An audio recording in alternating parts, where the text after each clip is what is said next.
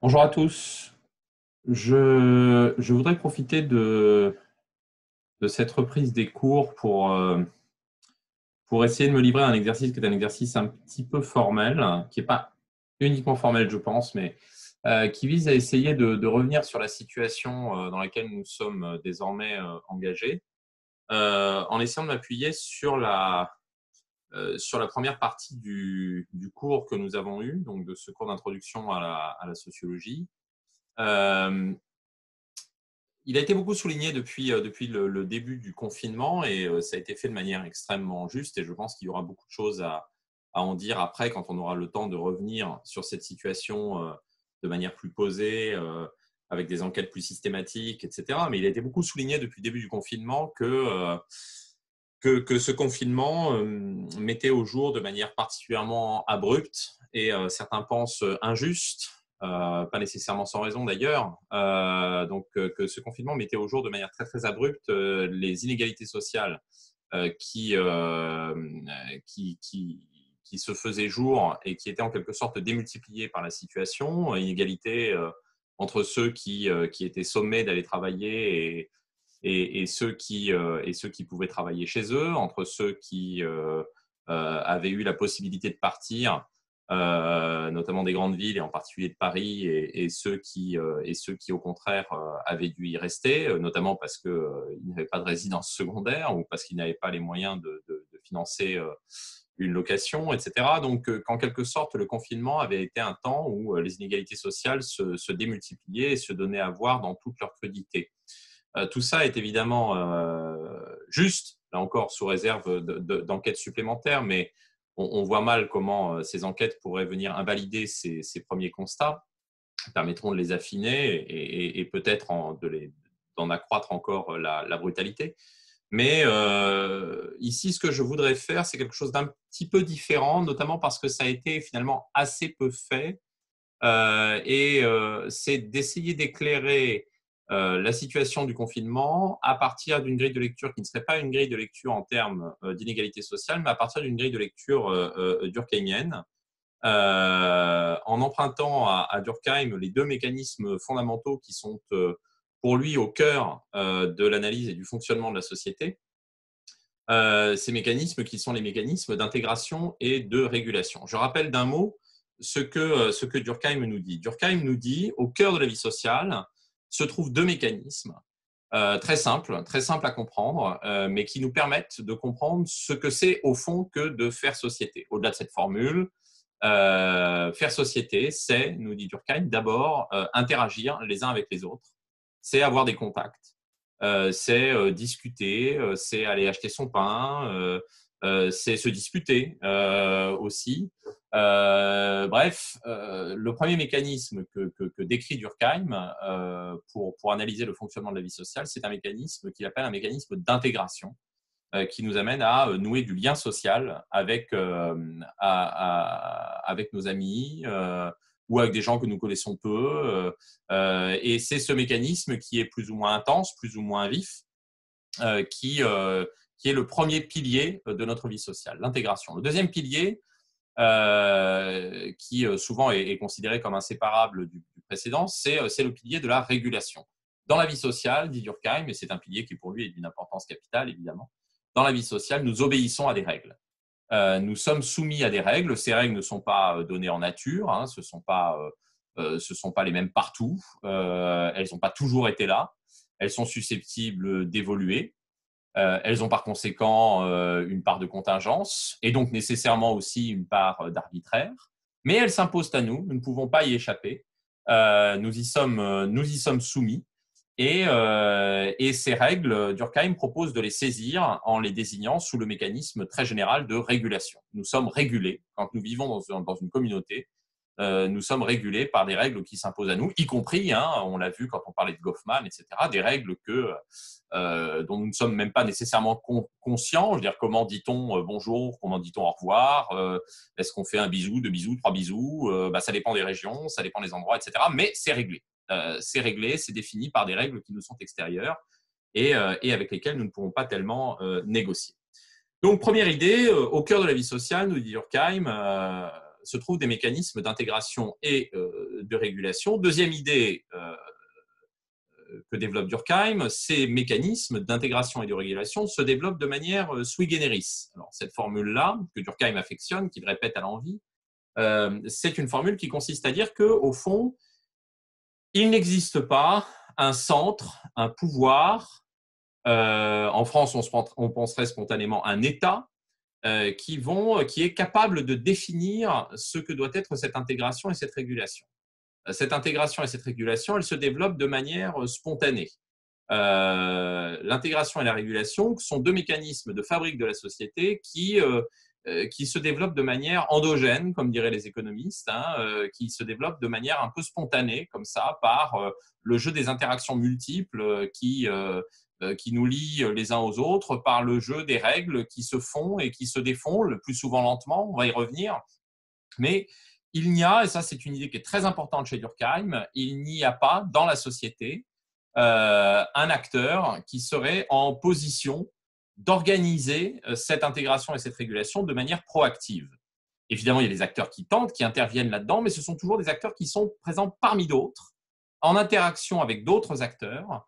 Et la société, pour Durkheim, est une chose trop complexe, pour pouvoir être organisée de manière délibérée, centralisée, à la règle et au compas. Troisième idée durkheimienne, pour que la société fonctionne correctement, ces mécanismes d'intégration doivent être équilibrés. Pour qu'elle ne soit pas engagée, autrement dit, dans un processus que Durkheim appelait pathologique. Je rappelle qu'il écrivait au début du XXe siècle, donc ce sont des termes qui sont un peu datés. Mais pour éviter que la société ne soit engagée dans un processus pathologique, il faut qu'il n'y ait ni excès, ni défaut de régulation ou d'intégration.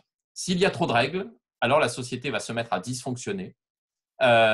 S'il n'y a pas assez de règles, la société va également dysfonctionner. De la même manière, en matière d'intégration, si on est trop intégré au groupe auquel on appartient, à la famille, à la communauté, au village, au club de foot, à la paroisse, etc. Si on est trop intégré, alors ça va dysfonctionner. Mais à contrario, si on est trop peu intégré, alors là aussi, la société risque de dysfonctionner. Ces trois idées, vous le voyez, très simples, qui sont au cœur de la sociologie de Durkheim, et c'est ça qui en fait toute la puissance, c'est aussi la simplicité de ces hypothèses. Elles me semblent permettre d'éclairer comme ça de manière un peu impromptue, c'est un commentaire un peu libre, un peu rhapsodique, que je fais sur la situation actuelle, et elle permet simplement de souligner, c'est peut-être le seul point que je voudrais dire ici, au fond, elle permet de souligner le caractère j'allais dire incongru, on pourrait dire aussi exceptionnel de la situation dans laquelle nous sommes engagés. Pourquoi ? D'abord parce qu'on est susceptible de rencontrer dans cette situation de manière extrêmement subite, de manière là aussi simultanée, je vais y revenir, des situations qui sont des situations d'excès et de défaut d'intégration ou de régulation. C'est particulièrement vrai pour l'intégration. On est dans un moment de notre vie collective où on a à la fois des individus qui vont souffrir parfois très fortement d'un défaut d'intégration, qui vont se retrouver tout seuls pendant des mois, ce qui est exceptionnel au fond. C'est extrêmement rare dans nos sociétés, sauf pour ceux qui en font le choix évidemment, mais ils sont très rares, de se retrouver engagés dans un mode de vie érémitique dans lequel on ne parlerait à personne. Il n'y a pas d'ermite, il n'y a pas d'individus qui vivent seuls. La plupart du temps, 98% de la population interagit au moins plusieurs fois par semaine, au moins indirectement avec des collègues. Là, on est dans une situation où, en tout cas en termes de coprésence physique, certains individus vont se retrouver complètement coupés de tout contact. Et certains individus qui, en général, ou en temps normal, disons, sont au contraire engagés dans des contacts qui sont des contacts récurrents, réguliers, etc. Et là, d'un coup, d'un seul, il va leur falloir basculer sur une vie qui est une vie organisée autour, disons, d'une intégration complètement différente avec leurs congénères. Et simultanément, Et c'est ça qui rend aussi la situation absolument exceptionnelle. On a des individus, parfois très proches. Pensez simplement à des gens qui peuvent travailler dans un même service, dans une organisation, ou certains d'entre vous, étudiants, certains sont tout seuls dans des chambres de bonne, complètement isolés, et d'autres simultanément se retrouvent au contraire dans un excès d'intégration avec trois petits frères qui courent partout, des parents qui veulent travailler, une tante qu'on a fait venir parce que sinon elle allait se mettre à picoler. Enfin bref, une situation d'excès d'intégration où là, au contraire, il devient très difficile d'avoir une vie sociale, tout simplement. Pourquoi ? Parce qu'on est trop engagé dans un groupe et qu'on ne peut pas y échapper. Et ces situations d'excès et de défaut sont en elles-mêmes chacune absolument exceptionnelles, mais elles le sont d'autant plus qu'elles coexistent et qu'elles frappent des individus qui, jusque-là, pouvaient avoir des vies qui étaient finalement très proches. Deuxième caractéristique de la situation qui contribue à la rendre extrêmement étrange, extrêmement bizarre, à peu près sans équivalent historique. Je crois qu'il ne faut pas minimiser la situation dans laquelle on est. Il n'y a pas, au XXe siècle, j'ai essayé, peut-être que il y a des trucs que j'ai ratés, mais je n'ai pas vu au XXe siècle de situation qui cumule tous les traits que je suis en train de vous lister au regard de ces deux catégories de l'intégration et de la régulation. Je crois qu'on est vraiment dans un moment qui est un moment très, très, très, très, très singulier. Deuxième trait donc, qui permet de décrire cette singularité, c'est qu'elle s'est imposée de manière extrêmement abrupte, extrêmement subite, en quelques jours. Évidemment, on le voyait venir, c'est-à-dire que ça faisait quelques jours, quelques semaines peut-être, qu'on pouvait redouter cette situation de confinement. Mais qui, à Noël, au sortir des vacances de Noël, aurait pu dire que 2 mois plus tard, nous aurions été tous enfermés ? Qui aurait pu le dire ? Cette situation-là, il y a une redéfinition, si vous voulez, extraordinairement vive, extraordinairement abrupte de ces conditions d'intégration et de régulation. Or, ce qu'il faut bien comprendre, c'est que pour Durkheim, en général, l'intégration et la régulation, précisément parce que ce sont des mécanismes qui sont des mécanismes sui generis, qui s'auto-engendrent, qui se modifient progressivement, ben précisément, il n'y a pas de modification rapide. Il n'y a pas de modification très abrupte. Des phénomènes d'intégration et de régulation, ça change évidemment. L'intégration et la régulation changent dans le temps. L'intégration des familles, par exemple, n'est plus celle aujourd'hui qui prévalait dans les années 70 ou dans les années 50 ou dans les années 20. Mais on est là sur une échelle de temps qui est le demi-siècle. Alors, on peut évidemment imaginer des évolutions qui sont des évolutions plus rapides, particulièrement dans les organisations, mais même dans les organisations, le changement, la fameuse conduite du changement sur laquelle les consultants font beaucoup d'argent, eh bien, cette conduite du changement, elle est en général très lente. Elle s'étale en général sur des mois, souvent sur des années. Et là, d'un coup, on nous impose, nous nous imposons collectivement des règles extrêmement strictes et totalement nouvelles. Et c'est pas rien. Je veux dire, la restriction des libertés dans une société démocratique, c'est un changement qui est un changement extraordinairement puissant. Et nous modifions du jour au lendemain les modalités de notre intégration au groupe auquel nous appartenons. Bref, il y a là une rupture qui est une rupture extrêmement abrupte qui, et ça c'est très intéressant, qui va aussi, c'est un troisième trait singulier de cette situation, qui va de pair partiellement, avec une remise en cause partielle du caractère sui generis de ces mécanismes d'intégration et de régulation. Qu'est-ce qui, en l'occurrence, modifie, nous oblige à transformer notre soumission aux règles et notre intégration au groupe? Eh bien, c'est une décision qui vient d'en haut.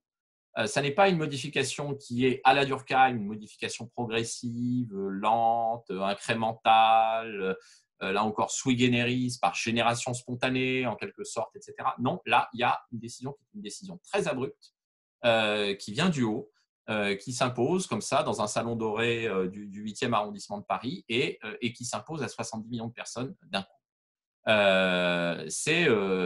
Ça a quand même un caractère qui est un caractère tout à fait extraordinaire, mais ce que je trouve peut-être plus extraordinaire encore, c'est la manière dont la société, en quelque sorte, très vite, a repris ses droits.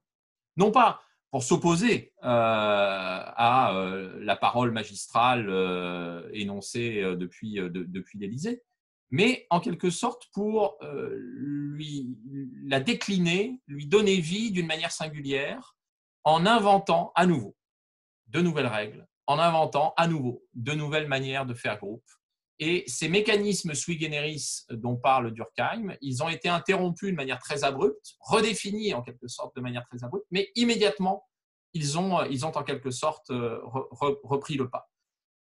On a la génération spontanée, autrement dit, elle a repris ses droits. Elle a repris ses droits très très vite. Elle n'a pas abdiqué. On a vu se développer des trucs super bizarres. Je veux dire, les apéros Skype, des interactions qui, dans certaines familles éloignées, distribuées un peu partout en France, voire dans le monde, des interactions qui sont d'un coup beaucoup plus nombreuses.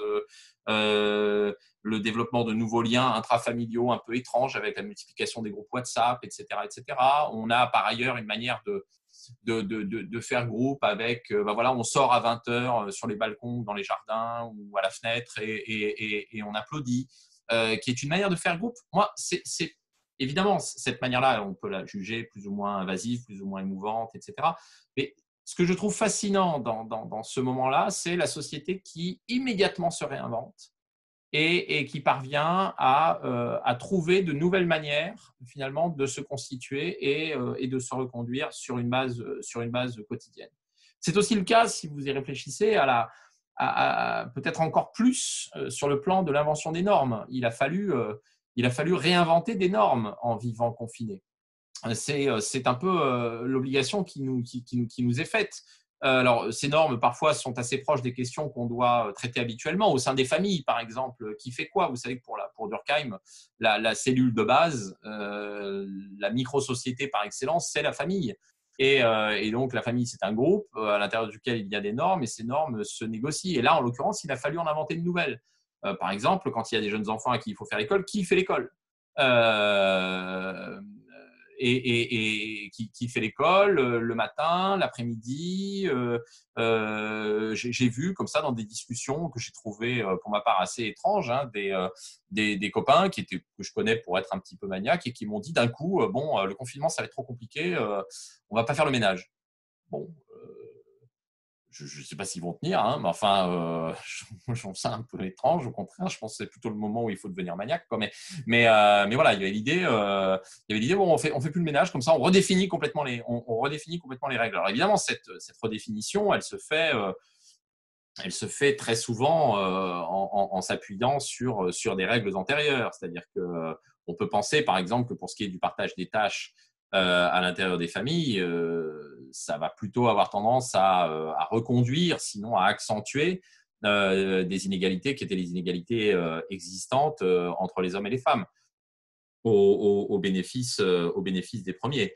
Mais malgré tout, si vous voulez, il y a l'injonction, là aussi, d'inventer de nouvelles normes et la prise en main, au fond, de l'invention de ces normes.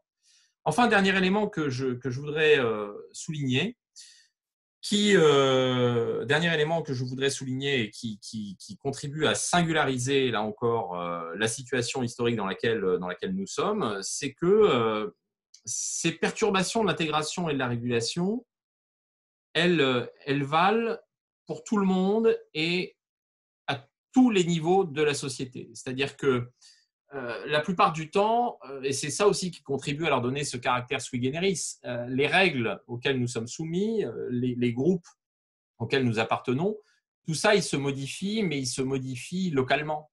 Alors bien sûr, il peut y avoir des changements de loi, etc. Mais enfin, il est rare que les lois nous affectent immédiatement dès le moment où elles interviennent. Ça peut arriver, mais enfin, c'est pas systématique. Mais la plupart du temps, en fait, on réinvente les choses localement. Par exemple, je ne sais pas, il y a un divorce, il faut réinventer la manière d'être intégré à la famille et il faut réinventer les règles à l'intérieur de cette famille. Quand est-ce qu'on va voir les enfants, quel type de vie collective on va leur imposer quand ils seront avec nous, etc. Mais il est rare quand même, ça n'arrive jamais évidemment, que tout le monde divorce en même temps. C'est-à-dire que personne n'est frappé par l'injonction de se réinventer, de réinventer sa vie collective, sa micro-vie collective, de le refaire simultanément. Là, ça frappe tout le monde en même temps et ça frappe tout le monde à toutes les échelles. C'est vrai à l'échelle intrafamiliale, c'est vrai dans les organisations, c'est vrai dans les villes, c'est vrai dans les pays et c'est vrai dans les continents. On le voit au niveau de l'Europe. Est-ce qu'on a le droit de circuler? Est-ce qu'on a le droit d'entrer? Est-ce qu'on a le droit de sortir? Enfin, là aussi, c'est pas rien. Je veux dire, ce sont des transformations vraiment immenses. Et puis, c'est vrai au niveau mondial. Donc, on a une réinvention de l'intégration et de la régulation qui vaut pour tout le monde, partout et à tous les niveaux. Et ça, c'est quelque chose de tout à fait extraordinaire. Évidemment, dire cela, c'est dire aussi qu'il va falloir se réinventer, nous, dans notre mode de fonctionnement, hein, et dans l'organisation de la scolarité et de l'enseignement. Et c'est ce que je vais vous proposer de voir dans une autre petite vidéo que vous pouvez aller regarder tout de suite ou plus tard si vous préférez. À très bientôt.